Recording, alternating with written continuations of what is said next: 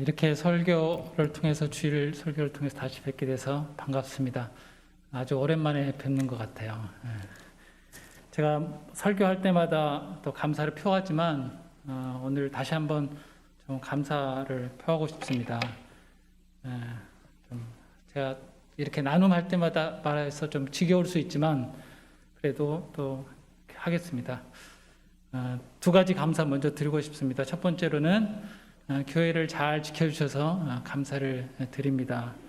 교회를 시작했을 때부터 헌신하셨던 또 분들께 감사를 드리고 또 교우들에게 또 많은 변화가 일어나고 교회에 많은 변화가 일어났을 때도 교회를 잘 지켜주셨던 그리고 책임을 맡아주셨던 모든 분들에게 감사를 드립니다.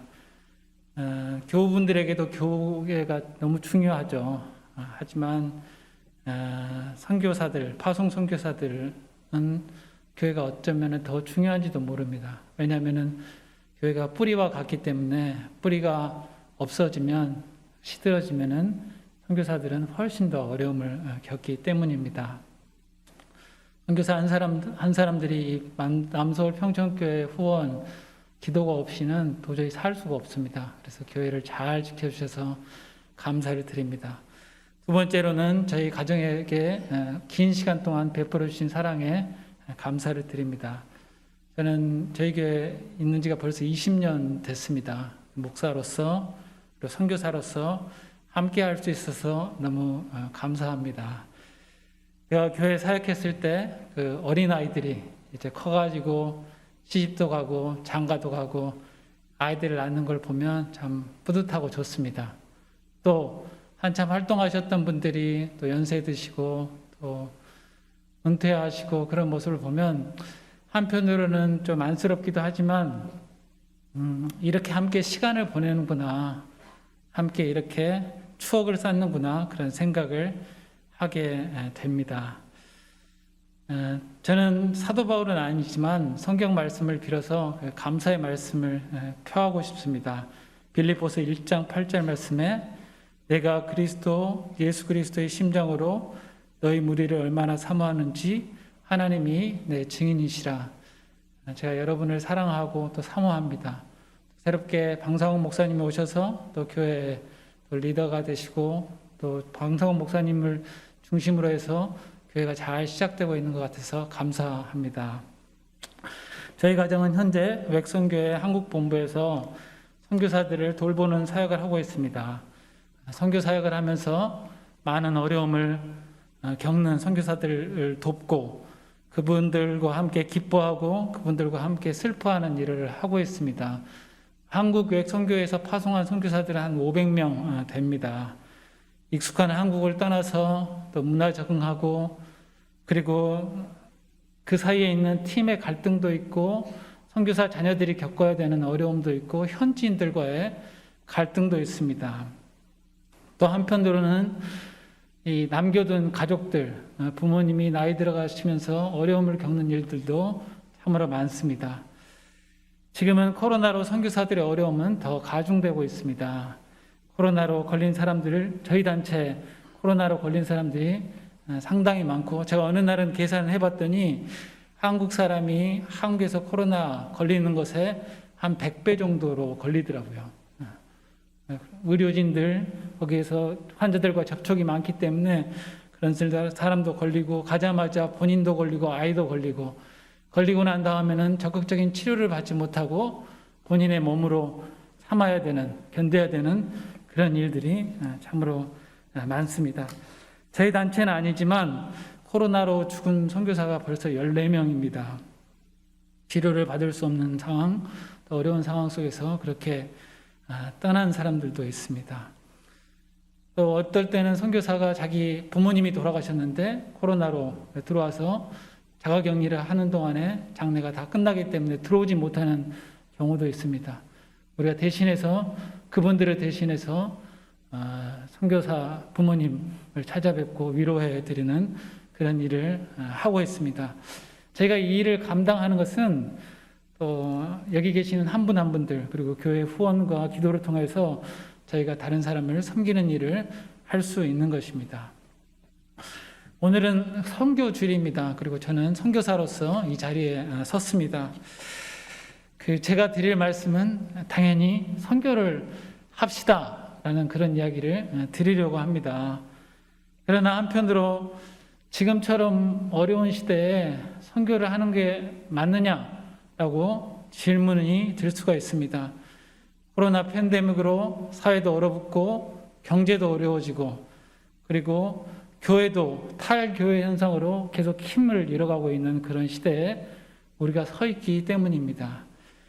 지난 주간은 훨씬 더 어려웠다는 생각이 듭니다. 제가 준비하면서 마음속에 좀 부담이 많았습니다. 사회적으로도 무겁고 그런데 우리가 선교를 꼭 해야 되느냐 또 이 시간에 이렇게 겹쳐가지고 더 마음속에 부담이 많이 되었습니다. 우리가 살기도 힘들고 겨우 버티면서 살고 있는데 이 시대에 선교를 해야 되는지 질문을 하는 것은 당연하다고 생각을 합니다. 여러분들은 어떻게 생각하시는지요?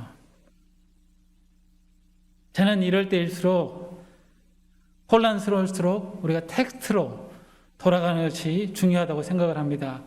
즉 성경으로 돌아가서 그 혼란한 시대 동안에 사람들은 어떻게 살았는지, 하나님의 사람들은 어떻게 살았는지, 그리고 우리는 이런 혼란한 시대 속에서 어떻게 살아야 되는지 교훈을 얻는 것이 중요하다고 생각이 듭니다. 제가 오늘 드리는 말씀은 주로 성경을 살펴보는 그런 내용이 될 것 같습니다. 제가 교회에서 사역하는 동안에 선교사님들이 와가지고 선교보고를 할 때 제가 좀 좋게 생각하지 않았던 것은 와가지고 강의 설교를 하면 그렇게 좀 안 좋더라고요. 선교사님들이 와서 좀 간증을 좀 하면 좋겠는데 오늘 또 제가 뭐 강의 설교 비슷하게 좀 하게 될 것 같습니다. 간증도 가끔 하겠습니다. 네. 오늘 본문은 사도 바울이 고린도 교회에 편지를 쓴 것입니다. 사도 바울이 고린도 교회를 향하여서 어려운 상황에 처해 있는 성도를 위해서 헌금을 하도록 그렇게 격려하기 위해서 쓴 편지입니다. 사도 바울은 그 일을 위해서 격려하기 위해서 마게도냐라는 한 교회의 이야기를 먼저 나눕니다. 사도행전 16장에 나오는데요. 지도 한번 보여주시겠어요? 제가 방송실에 부탁을 드렸는데요. 이게 사도 바울의 2차 전도 여행의 그림이고요. 여러분 보시기에 우측 하단에 예루살렘, 유대라는 지역이 나와 있고 거기에 출발해서 전도 여행을 하게 됩니다. 원래는 사도 바울과 일행은 아시아 지역을 가기로 원했습니다. 비두니아라는 지역으로. 다음 한번 넘겨주시겠어요? 이렇게 보시면 비두니아라는 지역에 가기로 원했지만 성령의 인도하심으로 그곳에 가지 않게 되었고 드로아라는 곳 다음 한번 더 보여주시겠어요? 하나 더 넘겨주시면 없어요? 이렇게 별표 이렇게 틀 텐데 그럼 제가 이걸로 한번 하겠습니다. 여기 보시면 여기가 드로아라는 지역이 있고 드로아에서 한 환상을 보게 됩니다. 그게 사도행전 16장 9절에 나와 있는 말씀인데요.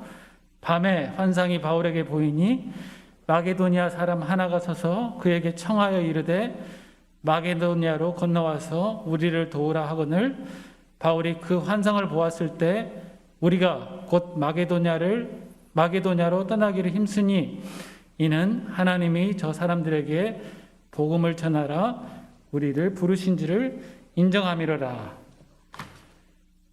마게도냐 환상을 보고 갔던 사도 바울에 의해서 이게 2차 전도인데요. 그때 세워졌던 중요한 교회가 별표에 나와 있는 것처럼 세 가지 교회가 있습니다.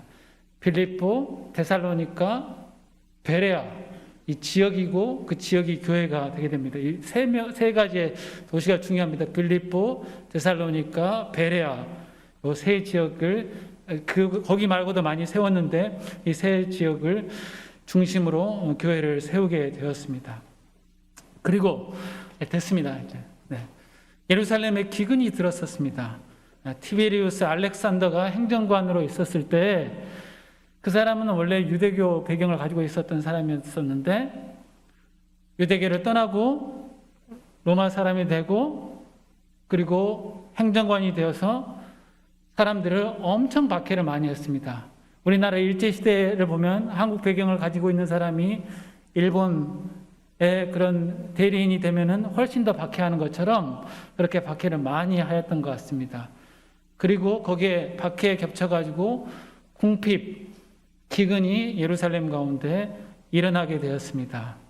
그 소식을 들었던 마게도니아 교회는 예루살렘 교회를 돕기 위한 헌금에 동참을 했습니다.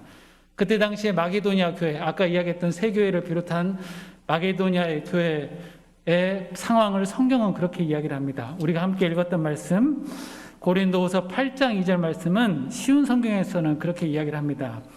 이거 참고하셔서 보시면 좋을 것 같습니다. 마게도니아 지역 교회들은 심한 환난을 겪으면서도 기쁨에 넘쳤으며 극심한 가난 속에 시달리면서도 헌금을 많이 하였습니다. 마게도니아 교인들이 처한 상황은 극심한 환난과 그리고 극심한 가난이었습니다. 그러나 그들은 심한 환난 속에서도 기쁨이 넘쳤고 극심한 가난 속에서도 나누는 삶을 살았습니다. 무엇이 이들로 하여금 이렇게 살 수 있도록 했을까요? 저희 상황을 보면은 저희도 나름대로 어려움을 겪고 있습니다.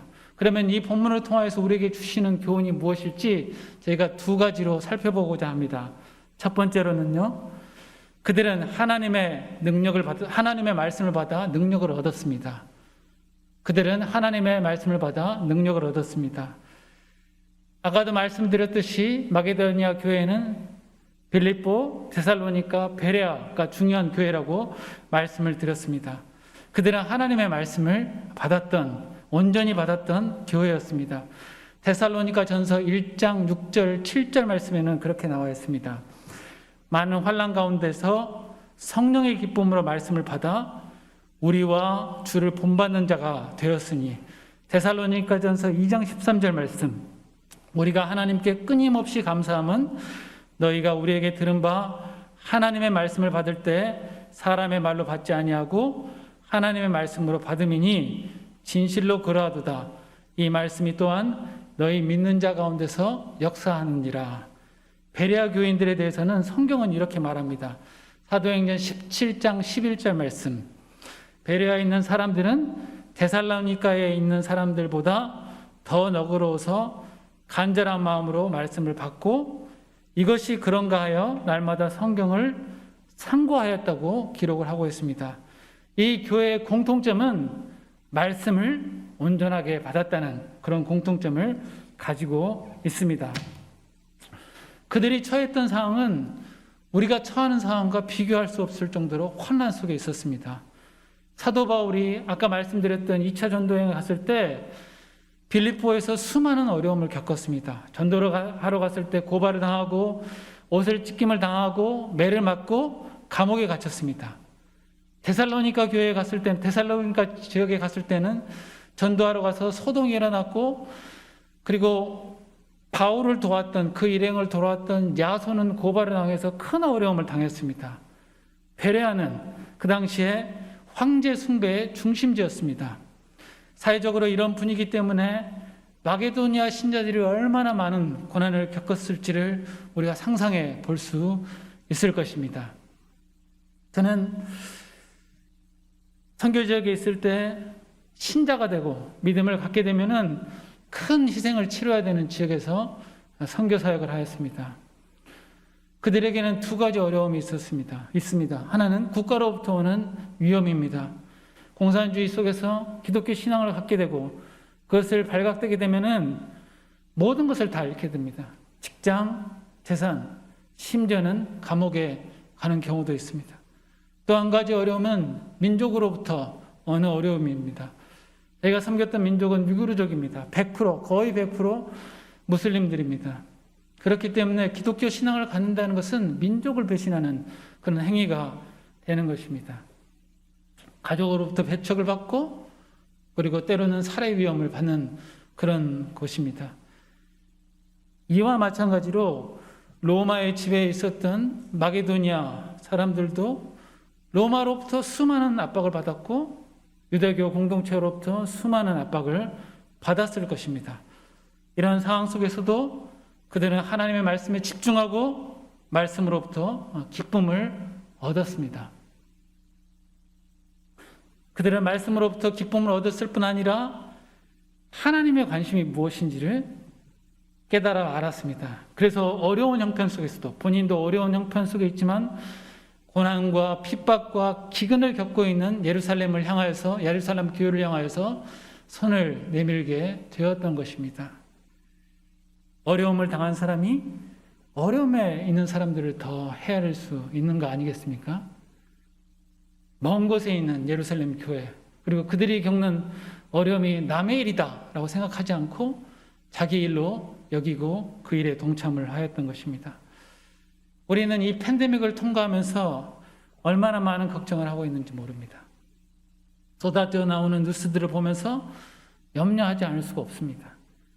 지난 주간에는 더 그랬고 이런 뉴스를 들으면 들을수록 더 위축이 되게 됩니다. 내 한 몸 잘 지키고 내 가정 잘 지키는 게 내가 지금 할 일이다.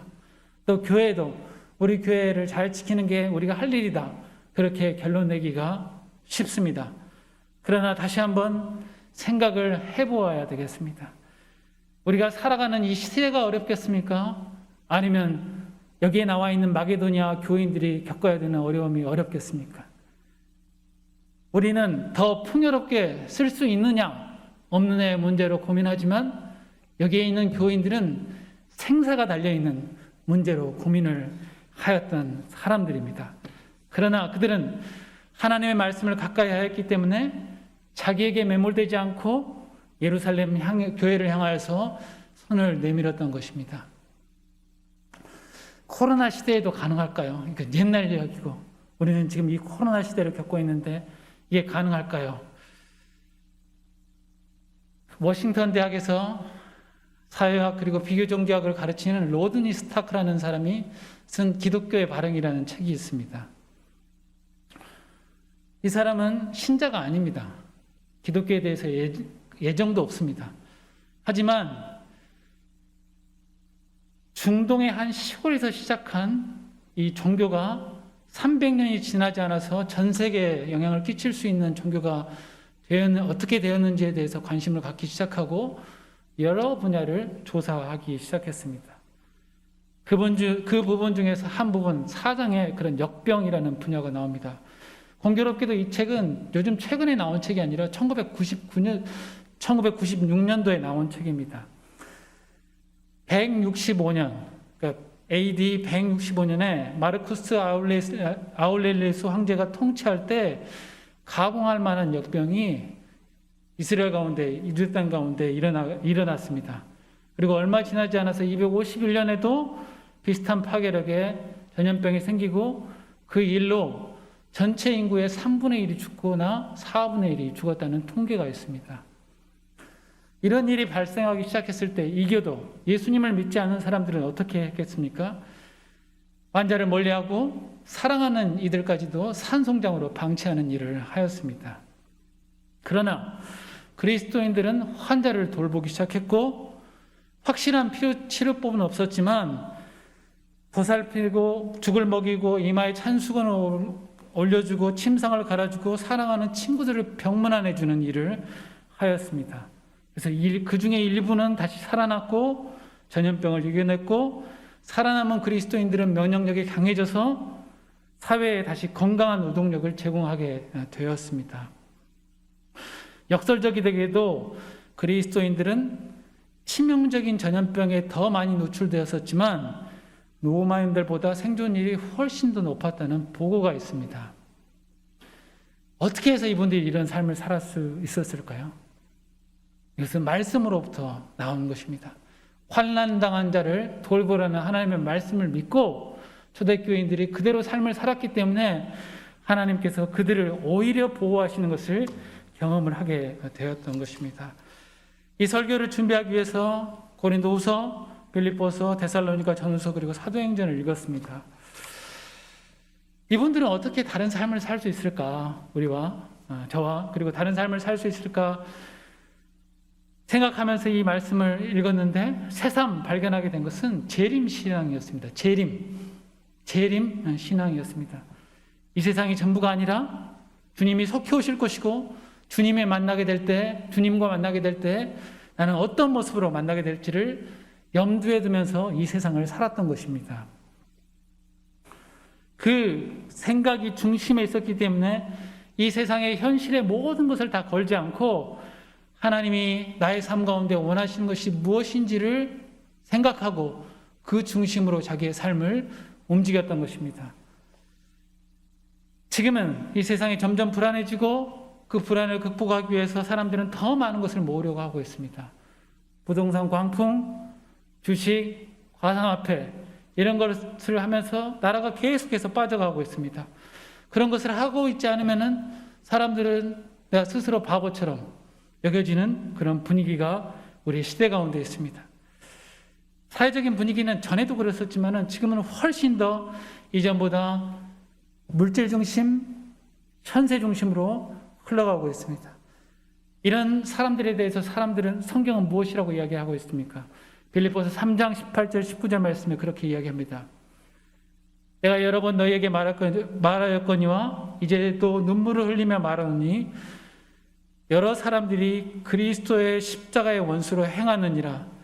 그들의 마침은 멸망이요 그들의 신은 배요 그들의 그들의 부끄러움에 그 영광은 그들의 부끄러움에 있고 땅의 일을 생각하는 자라. 그들의 신은 배요 먹을 거, 살 거 그런 것만 생각하고 땅의 모든 가치관이 다 있다고 이야기를 하는 것입니다. 우리 기독교인들도 그런 사회적인 분위기 속에 살기 때문에 영향을 받지 않을 수 없습니다. 제가 말씀을 드리는 것을 오해하지 마십시오. 집도 필요도 없고 가지고 있는 모든 것을 다 버리고 선교를 하십시오 라고 말씀을 드리는 것이 절대 아닙니다. 저도 든든한 집 한 채 있으면 좋겠습니다. 그러나 하나님이 그렇게 이야기합니다. 너희는 이 세대를 본받지 말고 하나님의 선하시고 기쁘시고 온전하신 뜻이 무엇인지 분별하라고 이야기를 합니다. 세상 사람들이 다 그렇게 가기 때문에 나도 그렇게 가야 된다. 우리도 그렇게 가야 된다. 그렇게 성경이 말하고 있지 않습니다. 말씀을 통해서 우리가 이 땅의 삶이 전부가 아니고 그것을 깨닫고 실천하여서 하나님 앞에 섰을 때 부끄럽지 않은 사람으로 곧 오실 예수 그리스도 앞에 섰을 때 부끄럽지 않은 사람으로 우리가 살아야 되지 않겠습니까? 하나님의 말씀을 듣는다는 것은 아침에 잠깐 큐티하고 내가 할 일 다 했다. 주일날 말씀 한번 듣고 내가 할 일 다 했다. 그렇게 말할 수 없습니다. 말씀에 깊숙이 잠겨야 되고 어쩌면은 말씀을 많이 듣고 많이 읽고 그러더라도 자기의 삶의 중심에 하나님이 영향을 끼치지 못할 수도 있습니다. 제가 더 말씀을 드리고 싶은 것은 나의 삶의 결정의 기준에 하나님이 있어야 한다는 것입니다. 내가 하나님 때문에 일을 하고 내가 하나님 때문에 일을 하지 않고 그런 결정의 기준이 있어야 된다는 것입니다. 저는 이것이 오히려 우리에게 자유를 준다고 믿습니다. 이 탐욕의 시대에 더 많은 것을 채우고 더 많은 것을 채우고 그 더 많은 것을 채울 때 우리 가운데 자유가 오는 것이 아니라 하나님의 말씀 속에 우리가 들어가고 순종하는 삶을 살게 될 때 우리에게 자유가 온다고 믿습니다.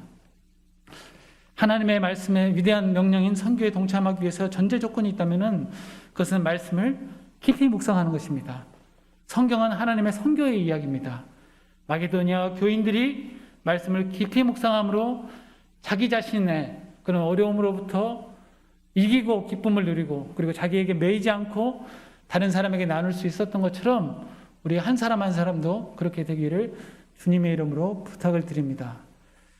두 번째로는요,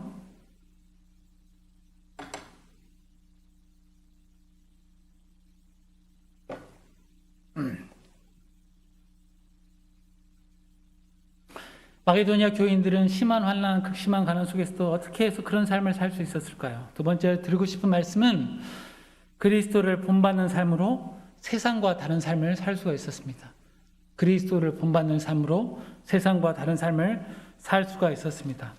오늘 저희가 함께 읽었던 말씀 9절 말씀 우리가 함께 읽어볼까요? 9절 말씀 시작. 우리 주 예수 그리스도의 은혜를 너희가 알거니와 부요하신 이로써 너희를 위하여 가난하게 되심은 그의 가난함으로 말미암아 너희를 부요하게 하려 하심이라. 아멘. 주님은 우리의 만왕의 왕이시고 또 우리의 왕이시고 만왕의 왕이시지만 자기를 십자가에 내어주심으로 우리를 부요케 하셨습니다. 세상의 왕 중에서 세상의 권력자 중에서 그렇게 하는 권력자가 어디 있겠습니까? 백성을 희생시키는 것이 권력자의 특징이죠. 하지만은 모든 권력을 가지신 예수 그리스도가 이렇게 사셨습니다. 주님이 그렇게 하셨고 그리고 그것을 봐왔던 사도 바울도 그런 삶을 살았습니다. 사도 바울은 고린도후서 4장 11절 말씀에 그렇게 이야기합니다. 우리가 항상 예수의 죽음을 몸에 짊어짐은 예수의 생명이 또한 우리 몸에 나타나게 하려 함이라. 우리 살아있는 자가 항상 예수를 위하여 죽임에 넘겨짐은 예수의 생명이 또한 우리 죽을 육체에 나타나게 하려 함이라. 그런즉 사망은 우리 안에 역사하고 생명은 너희 안에 역사하느니라. 사도 바울의 바람은 사망은 나에게 있고 다른 사람에게 생명이 있기를 바라는 것이 사도 바울의 바람이었습니다. 주님이 이런 삶을 사셨던 것은 우리도 똑같이 그런 삶을 살기를 바라는 마음으로 그런 삶을 사셨던 것입니다. 한국교회, 좀 거창한 이야기 좀 하겠습니다. 한국교회 그리고 교인들이 왜 욕을 얻어먹겠습니까? 라고 생각을 해보면은 이런 삶을 살지 않기 때문입니다. 자기중심성, 집단이기주의로 살기 때문에 수많은 비난을 받습니다. 말은 희생, 섬김, 이야기 많이 하지만 교회가 결정하는 수많은 선택들을 보면은 자기중심적으로 선택하고 때로는 이기적으로 처신하고 집단 이기주의적으로 살고 우리가 이 코로나를 통과하면서 저도 보기에 민망할 정도로 교회가 집단 이기주의적으로 살고 있는 것을 보면서 비난을 많이 받게 되는 거 아니겠습니까? 교인들은 어떻습니까? 어쩌면은 신앙도 내가 하나님을 위해서 사는 것이 아니라 나를 위해서 하나님이 일해 주시기를 바라는 그런 삶을 사는 것은 아닙니까? 나의 삶 가운데 하나님이 필요하니까 신앙생활을 하는 것은 아닙니까? 선교는 자기중심성과 정반대되는 그런 이야기입니다. 나를 부인하고 우리를 부인하고 지금 이 시간에도 복음이 없고 떡이 없어서 신음 가운데 있는 사람들을 돌보는 일이 선교입니다.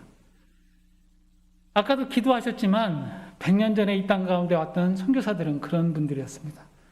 본인과 아무런 연관이 없었던 이 조선이라는 미지의 땅에 왔고 그리고 지난 130년 동안 3,000명이라는 선교사가 이 땅 가운데 왔습니다. 그분들은 많은 대가를 지불하였습니다. 본인이 죽기도 하고 자식들을 떠나보내기도 하고 이 선교 때문에 가족들이 흩어져서 살아야 되는 사람들이 너무나 많았습니다. 그들은 말씀에 나온 것처럼 내가 너희를 위하여 가난하게 되심은 그의 가난함으로 말미암아서 너희를 부요케 하심이라 라는 말씀에 순종하였습니다. 그리고 그들의 가난함으로 말미암아서 우리가 이 부유함을 지금 누리고 있는 것입니다. 저희 단체에는 수많은 선교사들이 많이 있습니다. 그 중에 한 가정의 이야기를 좀 나누고자 합니다. 남편은 선교사가 되기 전에 의사였습니다. 아내는 명문대를 나온 사람이에요. 그 아내는 저는 다른 대학 다녔었지만 함께 만날 수 있는 기회가 몇 번 있었습니다. 둘은 선교사가 되기로 결정하고 모든 것을 다 내려놓고 호주로 선교사 훈련을 받으러 갔습니다. 두 딸을 데리고 거기 가서 세 번째 아이를 임신했습니다. 검사를 하는 동안에 본인이 암이라는 것을 발견을 했습니다. 아이를 임신했기 때문에 적극적으로 치료를 하지 못했습니다. 아이를 낳고 치료를 하고 수술을 받고 12번의 항암 치료를 받고 나왔습니다. 몇 시간이 지나지 않아서 다시 재발하게 되고 결국은 그 여자 선교사님은 세상을 떠나게 되었습니다. 남편의 입장으로 봐서는 아내가 떠나고 이제 낳은 아이를 비롯해서 3명의 딸을 데리고 있는 상황에 처했습니다. 그래도 자기는 낙심하지 않고 계속해서 선교의 길을 가기를 원했었고 하나님께서 길을 열어주시기를 기도하였습니다. 그 상황을 옆에서 보았던 한 선교사가, 여자 선교사, 저희 단체에 소속되어 있던 싱글 여자 선교사가 그분 그 일에 헌신하였습니다. 자기는 결혼도 하지 않았고 아이도 안 낳았지만 그 선교사와 결혼하게 되었고, 그리고 3딸을 때리고 막막하지만 선교지로 가게 되었습니다. 그들이 함께 방글라데시로 갔습니다. 치료가 필요한 사람을 치료해주고 떡이 필요한 사람에게 나누고 하나님의 복음을 나누는 삶을 살았습니다. 아이들은 성장하여서 공부를 하게 되었고, 때로는 공부 때문에 한 아이는 태국의 선교사 자녀 학교를 다니고 한 아이는 한국에, 한 아이는 미국에서 공부를 하게 되었습니다. 10년 동안 사역을 한 이후에 안식년으로 작년에 들어왔을 때 그 선교사 부부는 너무 지친 모습으로 한국에 들어오게 되었습니다. 그분들이 들어오게 됐을 때 양가의 부모님은 모두가 나이가 들어서 주변 사람들이 돕지 않으면 안 되는 너무나 어려운 상황에 처해 있게 되었습니다. 그러나 그분들은 안식년을 마치고 다시 어려운 코로나 상황 가운데 선교지로 다시 돌아갔습니다. 이번에 돌아갈 때는 자기가 살았던 수도로 돌아가지 않고 수도가 아닌 다른 지역으로, 외국 사람들이 한 번도 들어가지 않았던 그런 개척 지역으로, 이슬람이 강한 곳으로 들어가기로 결정하고 그곳에 들어가게 되었습니다. 이분들은 왜 이런 삶을 살까요? 왜 이렇게 결정을 하였을까요? 그것은 예수 그리스도를 본받기 위함이었습니다. 나는 죽고 나의 죽음을 통하여서 다른 사람을 살리기 위해서 이런 결정을 하였던 것입니다. 그들은 이 한국 땅 가운데 편안하고 부유하게 잘 살 수 있었습니다. 그러나 불안정하고 가난한 삶을 선택하였습니다. 어려운 팬데믹 상황 속에서 선교를 해야 됩니까? 라는 질문을 할 수 있습니다. 그러나 제가 다시 한번 말씀을 드리는 것은 어려우니까 해야 됩니다. 우리 한국이 겪는 어려움은 지금 온 세계에서 펼쳐지는 어려움에 비해서 비교할 바가 되지 않습니다. 그들이 겪는 어려움은 우리가 상상을 초월하는 그런 어려움을 겪고 있습니다. 선교사들은 아까도 말씀드렸듯이 코로나에 걸리고 곳에서 고립되고 그렇게 살고 있는 선교사들이 너무나 많고 자녀들도 고통을 당하고 있는 그런 상황 가운데 있습니다. 내가 괜찮다니 괜찮다 그렇게 말할 수 있겠습니까?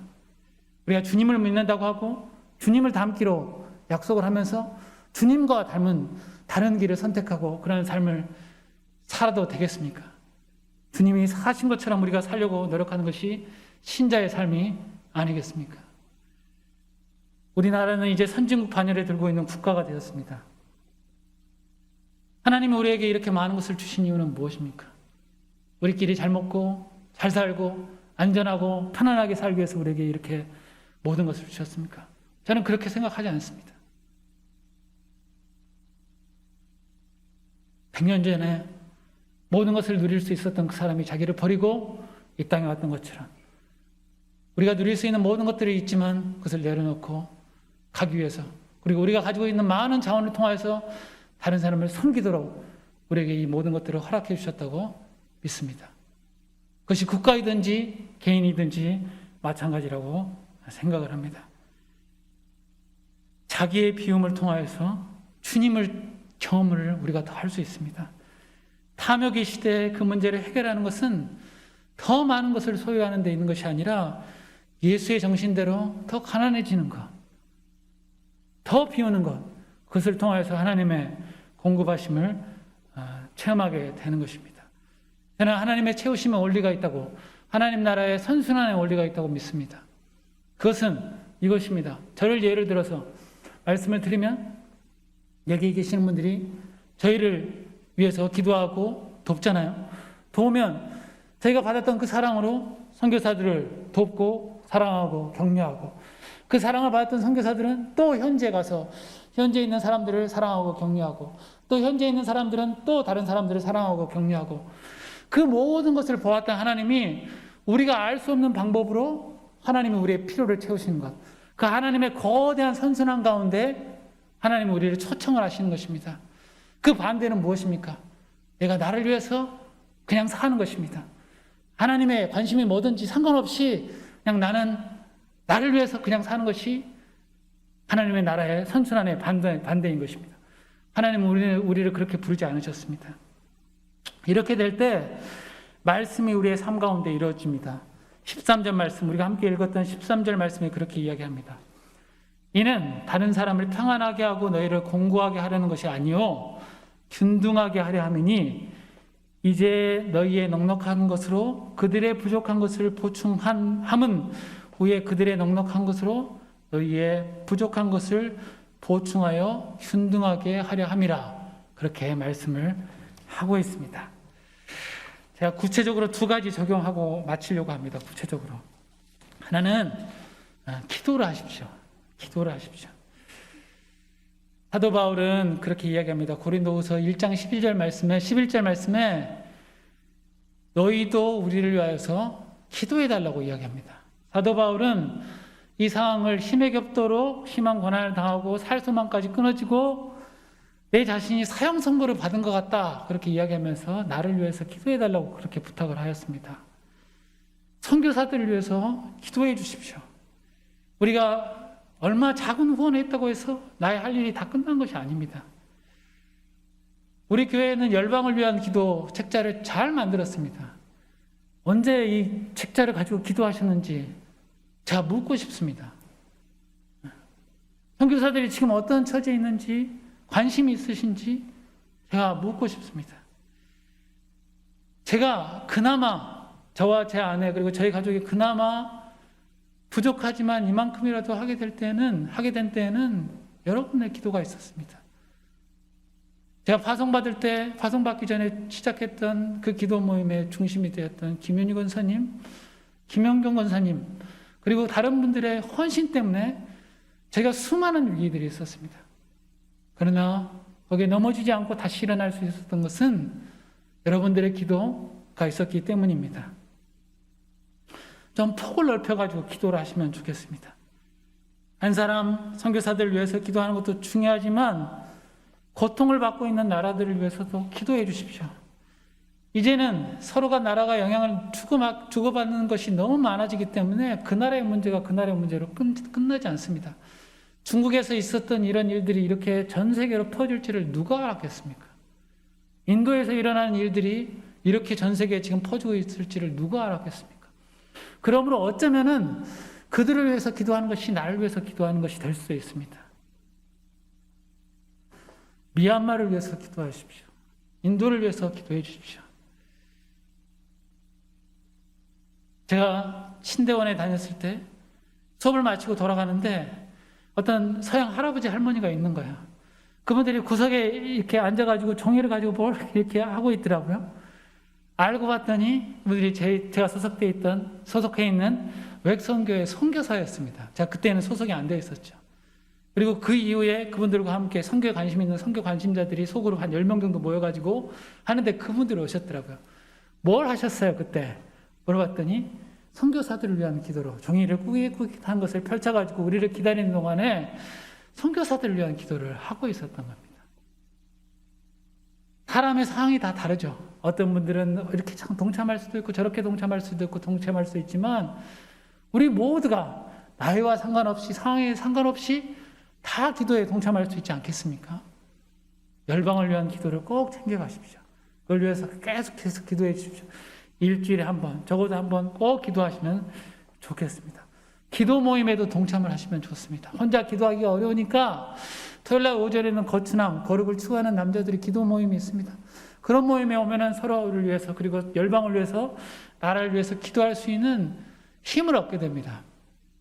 두 번째로는 실질적인 필요를 채우십시오. 마게도니아 교인들은 예루살렘의 교회의 어려움을 듣고 기도하는 것으로 끝나지 않았습니다. 어려운 형편에도 풍성한 헌금을 하였습니다. 마게도니아 교인들이 했다고 한다면은 우리도 할 수 있을 것 같아요. 성경에 나와 있는 것처럼 없는 것을 억지로 하라는 것이 아닙니다. 그리고 억지로 제가 강요를 드리는 것도 아닙니다. 이렇게 하는 것이 우리를 자유케 하고 나도 살고 다른 사람도 살리는 일이 되기 때문입니다.